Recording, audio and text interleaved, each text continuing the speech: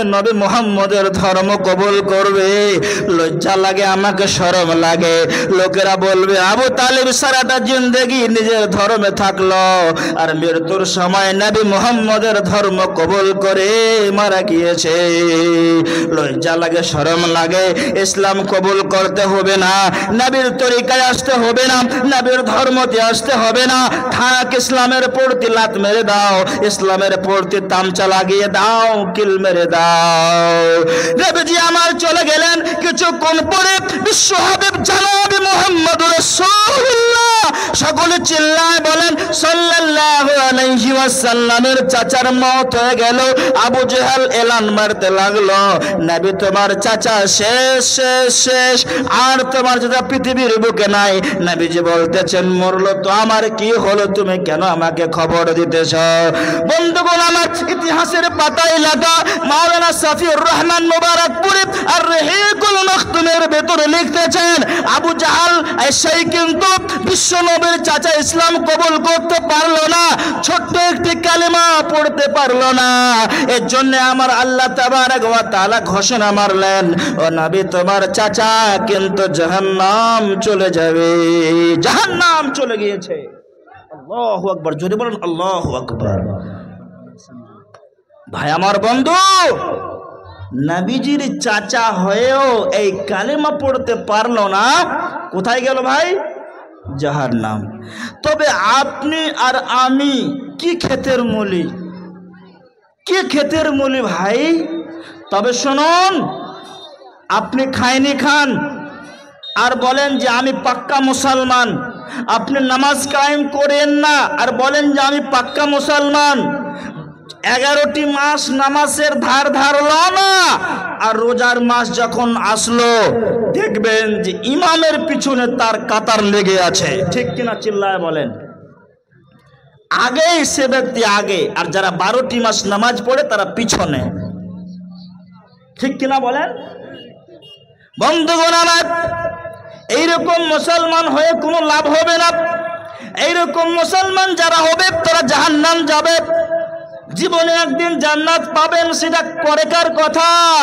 কিন্তু 1 মিনিট যদি আপনি সেই একটা আপনার কিনা আপনার বাড়িতে চেরাক আছে, চেরাকে হাত দিয়ে দেবেন, কত কষ্ট হবে, কত যা যন্ত্রণা হবে, কত ব্যথাই ব্যথিত হবে।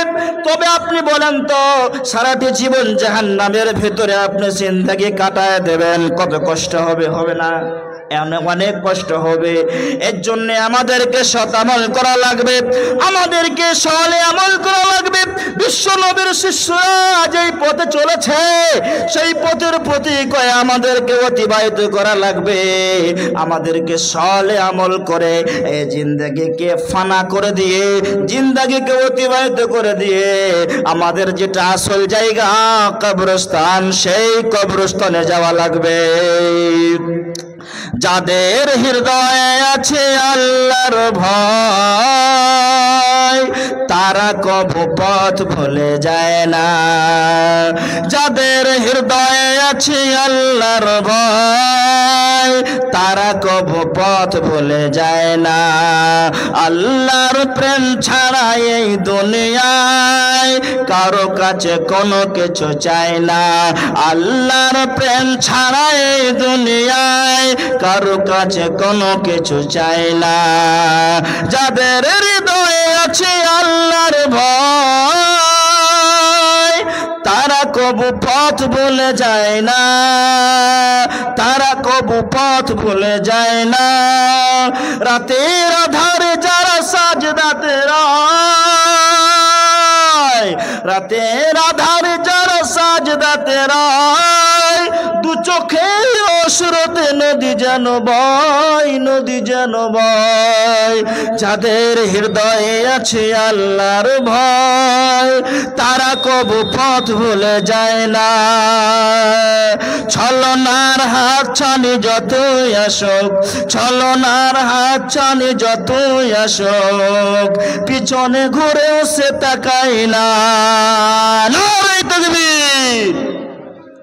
তাহলে শিক্ষা ইসলামের দায়রাতে থাকতে গেলে আমাদেরকে সৎ আমল করা লাগবে, আর এই কালিমার উপরে আমাদের থাকা লাগবে। এই কালিমার উপরে থেকে যদি কোনো বান্দা শিরক করে তাহলে কালিমা পড়া বেকার হয়ে যায়, ঠিক কিনা? প্রিয় বন্ধুগণ আমার, আমিরুল মুমিনিন খলিফাতুল মুসলিমিন ওমর ফারুক রাদিয়াল্লাহু তাআলা আনহু প্রথমে হিন্দু ছিলেন কি ছিলেন না? প্রথমে গায়ের মুসলিম ছিলেন কি ছিলেন না? ইসলাম কবুল করেন নাই, এখনো মুশরিক হয়ে আছে, বেদিন হয়ে আছে। আল্লাহ রাব্বুল আলামিনের নবী তিনি দোয়া করতেছেন, আল্লাহুম্মা আইজ্জাল ইসলাম আবু জাহল ইবনে হিশাম ওয়া উমর ইবনুল খাত্তাব। বিশ্ব হাবিব জনাবে মুহাম্মদ রাসূলুল্লাহ সাল্লাল্লাহু আলাইহি ওয়াসাল্লাম তিনি বলতেছেন, ইয়া আল্লাহ তুমি আবু জাহল ইবনে হিশামকে কিংবা ওমর ইবনুল খাত্তাবকে তুমি ইসলামের ভিতরে দাঁড়াতে এনে দাও, তোমার ইসলামটা বলবাল হয়ে যাবে। আল্লাহ রাব্বুল আলামিন ওমর ফারুক রাদিয়াল্লাহু তাআলা আনহুকে কবুল করে নিলেন। এবারে ওমর ফারুক আসলিম তাসলিম হয়ে গেলেন। ওমর রাদিয়াল্লাহু তাআলা আনহু তিনি একদিন বলতেছিলেন, যখন মুশরিক ছিল, বেঈমান ছিল, নবী কোথায় নবীকে কতল করে দেব, নবী কোথায় নবীকে হত্যা করে দেব, নবীকে চৌচির করে দেব। আল্লাহর নবীর দুয়ার বাধা হলাতে ওমর ফারুক রাদিয়াল্লাহু তাআলা আনহু ইসলাম কবুল করলেন, মুসলমান হয়ে গেলেন, মালামাল হয়ে গেলেন। ওই ওমর ফারুক শের খোদা হয়ে গেলেন, ওমর ফারুক দ্বিতীয় খলিফা বনে গেলেন। বন্ধুগণ আমার, ইসলামের ভিতরে যে ব্যক্তি আসবে ইসলাম তাকে শের খোদা বানায় দেবে, ইসলাম তাকে শের বানায় দেবে, পহলওয়ান বানায় দেবে। বিশ্ব কবি কবি সম্রাট আল্লামা ইকবাল রাহমাহুল্লাহ আলাইহি তিনি বলতেছেন, ये दुनिया जगह जी लगाने की नहीं है, ये दुनिया जगह जी लगाने की नहीं है, ये इबरत की जा है, तमाशा नहीं है। বন্ধুগণ আমার, ইসলামের ভেতরে থাকতে শিখুন, ইসলামের দায়রাতে বুঝতে শিখুন।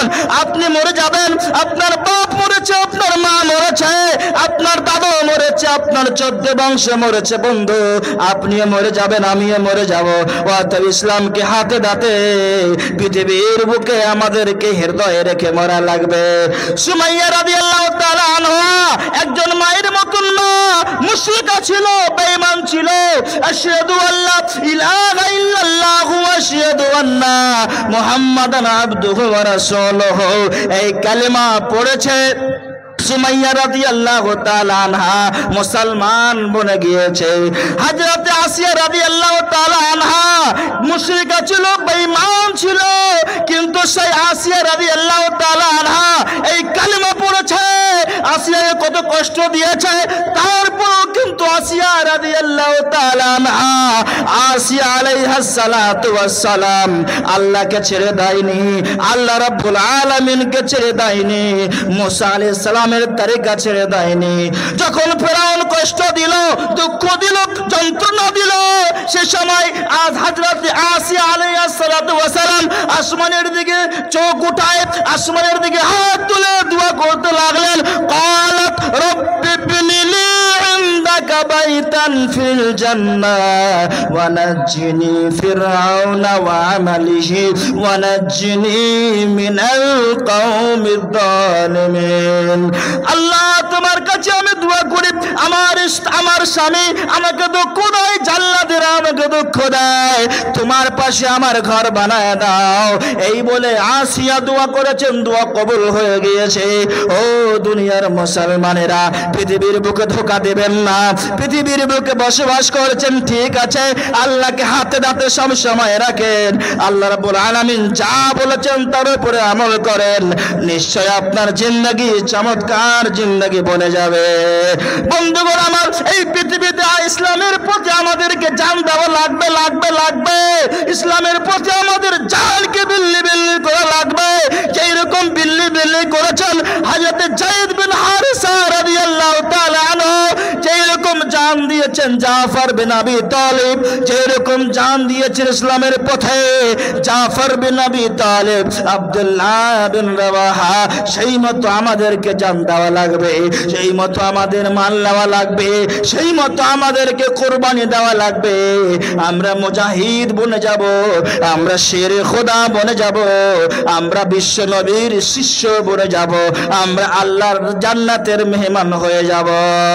আল্লাহ রাব্বুল আলামিন কুরআনুল কারীমের ভিতরে ঘোষণা করে বলতেছেন তিলকাল জান্নাতুল্লাতি নূরিসু মিন ইবাদিনা।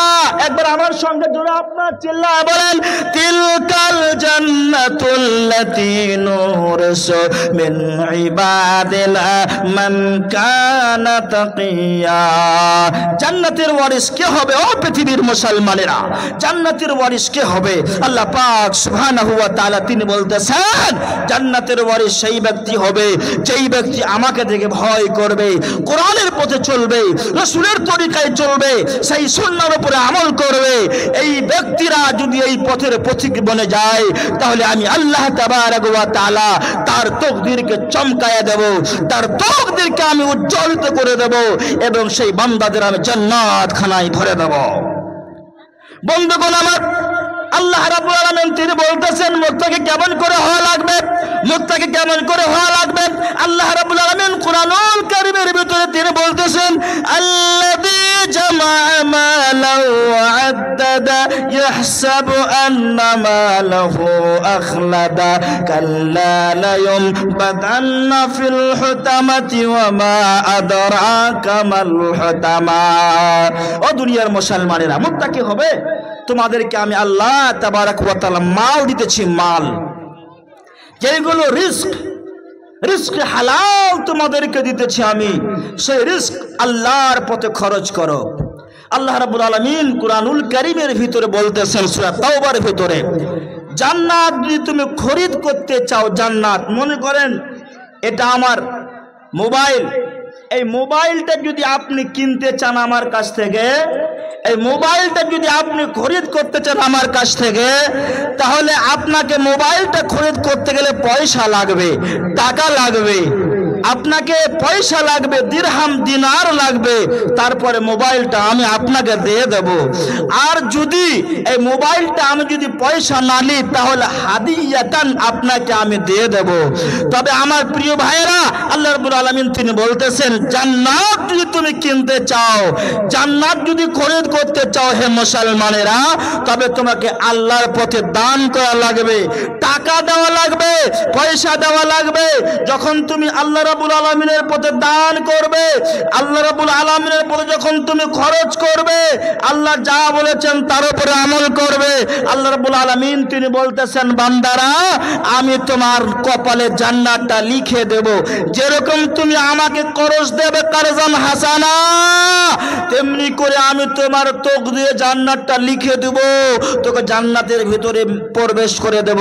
আর জান্নাত তোমরা যদি নিতে চাও, নিতে খরিদ না করতে চাও, তাহলে তোমরা নামাজ রোজা হজ যাকাত করো, জান্নাত পাবে। আর কিনতে চাও তো তোমরা কি পাবে? জান্নাত পাবে টাকার বিনিময়ে। বিশ্ব হাবিব কি আল্লাহ রাব্বুল আলামিন টিচিং দিচ্ছেন, ইয়া রাসূলুল্লাহ আপনি পৃথিবীর মানুষকে বলুন আল্লাযী জামা'a মালাও ওয়া আদ্দাদা, যাদের মাল হয়েছে, যাদের ধন হয়েছে, যাদের 20 বিঘা মাকৈ আছে, ভুট্টা আছে, ধান আছে, ওই বান্দা যদি কি করে আল্লাহর রাস্তায় দানগুলিকে যদি না দেয়, আল্লাহ রাব্বুল আলামিন বলতেছেন যদি খরচ না করে আমার রাস্তায়, আমার মাদ্রাসায় না দেয়, আমার মসজিদে যদি না দেয়, ওদেরকে সুসংবাদ শোনায় দাও, ওরা জাহান্নামের ভিতরে লকড়ি বনে যাবে।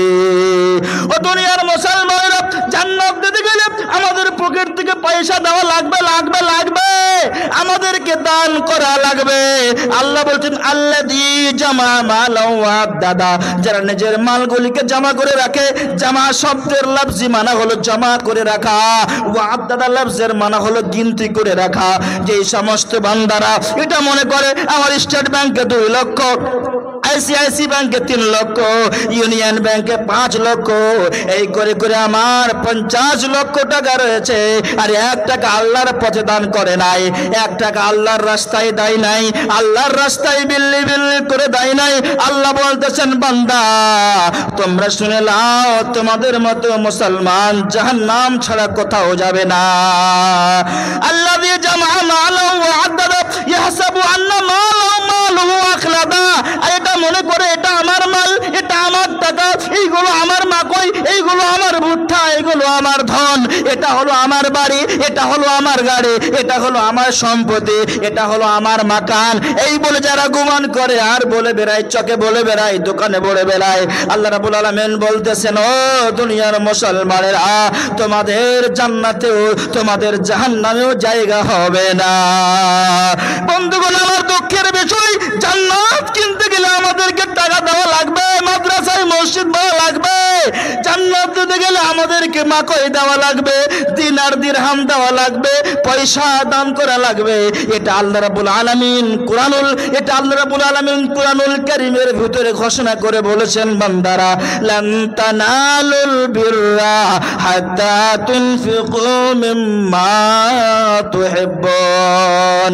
অতক্ষণ পর্যন্ত কোনো মানুষ প্রকৃত মুমিন মনতে পারে না যতক্ষণ পর্যন্ত নিজের প্রিয় মাল আল্লাহ রাব্বুল আলামিনের রাস্তায় না দিয়ে দেবে। প্রিয় বন্ধুগণ, আমার জান্নাত কিনা লাগবে আমাদেরকে আমিরুল মুমিনিন খলিফাতুল মুসলিমিনের মতো করে, আবু বকর সিদ্দিক রাদিয়াল্লাহু তাআলা আনহুর মতো করে। তাহলে আমি এই জায়গাতে 10 জন মুসলমানদেরকে দেখব, এই মুমাইয়া গ্রামে যারা কমিটি আছেন মসজিদের কিংবা ধুমঘরের ভাই আমার বন্ধু, এই যে দেখেন আমার পাশে আমার আপনার কিনা ওস্তাদ তুল্লাহ মাওলানা, আমি ওনাকে ভালো করে চিনি, আমাকেও চিনে মনে হয় ভুলে গিয়েছেন। এই ধুমঘর মাদ্রাসায় তিনি আপনার শিক্ষক, কতবার আমি এসেছি ভাই আমার আলেম ফাজলের মার্কশিট ওয়াগারা নেওয়ার জন্য। তিনার নাম হচ্ছে শেখ নাজমুল হুদা। ভাই আমার বন্ধু আমার স্মরণে আছে, তবে আপনাদের গ্রাম চিনি, ওই গ্রাম চিনি, সব এলাকা আমি চিনি, তবে আপনারা পরিচিত মানুষ। কিন্তু ভাই আমার বন্ধু, আল্লাহ রাব্বুল আলামিন মানুষকে কখন কোন জায়গায় উঠায় দেয় সেটা আল্লাহ জানে।